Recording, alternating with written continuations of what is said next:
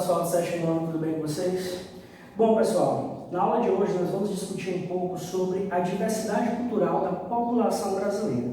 Bom, então, nas aulas presenciais que nós tivemos aí no primeiro mês, nos primeiros meses, né, nós trabalhamos aí em geografia do sétimo ano, trabalhamos sobre o território brasileiro, né? Conseguimos compreender um pouco como é que funciona essa localização do Brasil em relação ao mundo, né? Onde é que o Brasil se localiza em relação aos hemisférios, né? No hemisfério sul.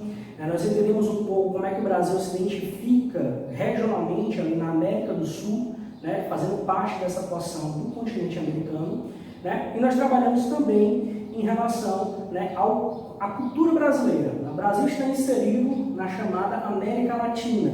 Por quê? Porque nós temos um idioma que deriva do latim, né, do neolatim. Né? Português e espanhol são idiomas que derivam do latim e por esse motivo nós estamos inseridos aí naquilo que a gente chama de países de língua neolatina, países da América Latina. Bom, só fazendo um lembrete, né, a América Latina ela é uma região, mas ela não é uma região de geografia integrada, né? Ela é uma região cultural. Por que eu digo isso? Porque os países da América Latina eles não estão necessariamente na mesma parte da América, né? Nós temos aí, né, o México, por exemplo, que é um país considerado um país da América Latina, ele está na América do Norte, né? E o Brasil, que é também considerado um país da América Latina, está na América do Sul. Ou seja, são países que estão distantes, nem fronteira fazem, estão bem distantes um do outro. Só que existe um conjunto de aspectos que fazem com que esses países sejam países da América Latina. Que aspectos são esses? A questão socioeconômica, né? São países que têm a questão econômica e social muito parecida, né? E a questão cultural, né? São países que derivam do idioma latim, são países que derivam da colonização. Então, tanto o Brasil quanto o México foram países colonizados. E por esse motivo, né, por serem colonizados, por terem sido explorados, os territórios terem sido explorados, né, esses países apresentam aí, né, consequentemente, alguns impactos históricos dessa colonização. Bom, o assunto que a gente vai trabalhar hoje, na verdade, é uma continuação. Né? A gente vai enviar para vocês um material, né, esse material a gente está chamando de tarefão, né? E aí no tarefão vocês tiveram algumas questões relacionadas aí ao início da expedição 2. Questões aí do percurso 5, do percurso 6 e do percurso 7, né, que são percursos, capítulos, né, da expedição 2, da unidade 2 aí do livro de geografia de vocês.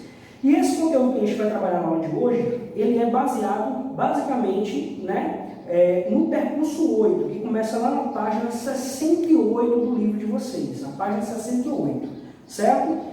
O nome desse percurso, o título é Brasil, a diversidade cultural e os afro-brasileiros. Nós vamos trabalhar principalmente nesse vídeo, nessa aula de hoje, né, os conteúdos presentes aí na página 68 e na página 69, certo?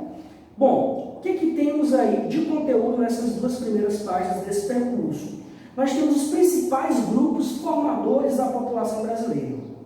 Então, como a gente está trabalhando população brasileira nessa unidade, a gente não poderia deixar de estudar, né, os grupos formadores. Quem são os povos que formam a população brasileira em sua essência? Né? Qual é a nossa identidade cultural? É isso que a gente vai trabalhar basicamente aqui nesse vídeo, certo? Bom, então vocês sabem que lá por volta de 1500, quando os portugueses vieram até o Brasil para colonizar, para explorar o nosso território, vocês percebam, né, que nesse momento, né, de colonização, que os portugueses vieram para cá, nós já tínhamos povos nativos, os chamados povos originários. Né? Esses povos nativos são os indígenas, os índios. Os índios, né, são, na verdade, né, os povos indígenas são, na verdade, o povo originário do Brasil, o povo nativo, né, que estava aqui nesse recorte territorial desde sempre. Então, se a gente tem alguma identidade cultural brasileira, de raiz, de origem, de essência, essa identidade cultural está relacionada com os povos indígenas, certo? Que são os povos originários. Beleza? Então, vou mostrar aqui alguns exemplos para vocês no quadro, né, para a gente conseguir compreender aqui. Os povos indígenas são povos, né, que contribuíram para a formação do povo brasileiro, têm um conhecimento acumulado por séculos, obviamente, sobre o meio ambiente, flora, fauna, território. Então, as tribos indígenas, se você for até o encontro dessas tribos indígenas, né, você vai ver que eles têm um grande conhecimento cultural, o conhecimento que é da tribo. E esse conhecimento está relacionado com o meio ambiente, principalmente, já que são povos que zelam a natureza, essa natureza originária, né, principalmente a flora e a fauna, né, e eles têm um território, certo? Esses povos, pessoal, eles estão relacionados hoje, né, são povos que têm uma luta para sobreviver, principalmente no Brasil. Né? Como assim uma luta para sobreviver? Nós estamos em uma outra realidade agora, né? Somos povos que estamos urbanizados, que temos cidades, grandes centros urbanos, né?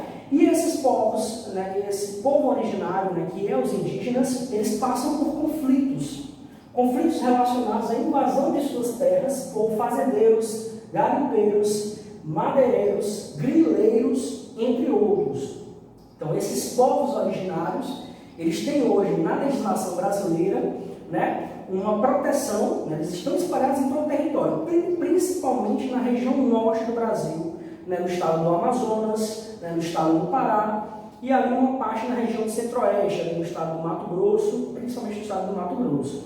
Então, mas nós temos tribos em todos os estados praticamente, inclusive no Piauí, nós temos a concentração de poucos indígenas, no Maranhão tem bem mais, mas nós temos esses povos ainda, que são os povos originários, os povos resistentes. Esses povos enfrentam conflitos porque, pela legislação, eles são donos de terras, né? Eles têm os territórios deles.